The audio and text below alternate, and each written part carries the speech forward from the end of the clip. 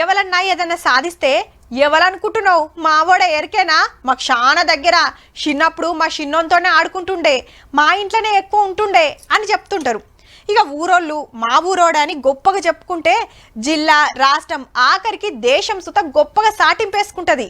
కానీ నేను పలానా పని చేస్తా అంటే ఆసరైతానికి మాత్రం ముంగటికొచ్చేటోళ్ళు చాలా తక్కువ మంది ఉంటారులా.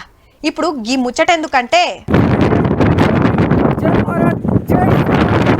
బయటి దేశం రష్యాల 18,000 అడుగులకు మీదనే ఉండే ఎత్తైన మౌంట్ ఎల్బ్రస్ పర్వతం మీద కూకొని భారతదేశ జెండా ఎగరేసిన తోపుగి అన్న ఇదొక్కటే కాదుల్లో ఆస్ట్రేలియా దక్షిణాఫ్రికాల సుత పర్వతాలెక్కిండు. పేరు యశ్వంత్, ఉండేది మైబాద్ జిల్లా ఉల్లేపల్లి దగ్గరుండే బూక్యా తండాల. చిన్నప్పటికెళ్లే తోపు మౌంటైనీర్ కావాలని కాయిషుండే. ట్రైనింగ్ తీసుకొని చిన్నగా మెల్లగా మన భువనగిరి గుట్ట మీద ట్రెక్కింగ్ చేసుడు చాలు చేసి ఇప్పుడు బయటి దేశాల పర్వతాలెక్కే లెవెల్కు పోయిండు. 7 ఖండాలలో ఉన్న ఎత్తైన పర్వతాలు అన్ని ఎక్కాలనేది అన్న కోరికట. ఇప్పటిదాకా 3 ఖండాలు దాటిండు. ఇప్పుడు ఎవరెస్ట్ పర్వతం ఎక్కటానికి తయారైతున్నాడు. కానీ అంత అల్కగయ్యే పనేనా? బొచ్చడు పైకం కావాలి.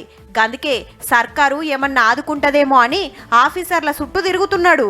ఇది 40 లక్షల రూపాయలు ఖర్చు అవుతుంది కాబట్టి మన ప్రభుత్వం కూడా కొంత సహకారాన్ని అందిస్తే కొంచెం బాగుంటుందని ఆశిస్తున్నాను. మునుపు పర్వతాలు ఎక్కనికి పోతే కొందరు గవర్నర్లు ఆసరైనరు.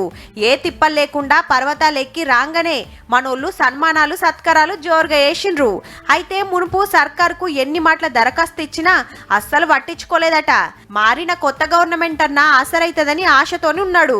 ప్రీవియస్ గవర్నమెంట్ ఉన్నప్పుడు నేను చాలా బాగా ట్రై చేశాను, కానీ అప్పుడు వాళ్ళు అంత రెస్పాండ్ అవ్వలేదు, అంత ఇది చేయలేదు. సో ఇప్పుడు గవర్నమెంట్ మారింది కాబట్టి నాకు హెల్ప్ అవుతుందని ఆశిస్తున్నాను. ఆల్రెడీ సెక్రటేరియట్ల సుత పెద్ద ఆఫీసర్లకు దరఖాస్తు ఇచ్చిండట. ఎవరెస్ట్ ఎక్కుతానికి 50 రోజులు పడుతుందట.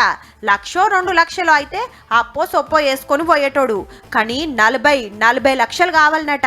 గంత పెట్టుకునే తాకత్ లేదని సర్కార్ సాయం కోరుతున్నాడు. దేశానికి యశస్సు తెచ్చే పనిలున్న గీ యశ్వంత్ అన్నకు ఇంత సాయం చేయురు సార్లు.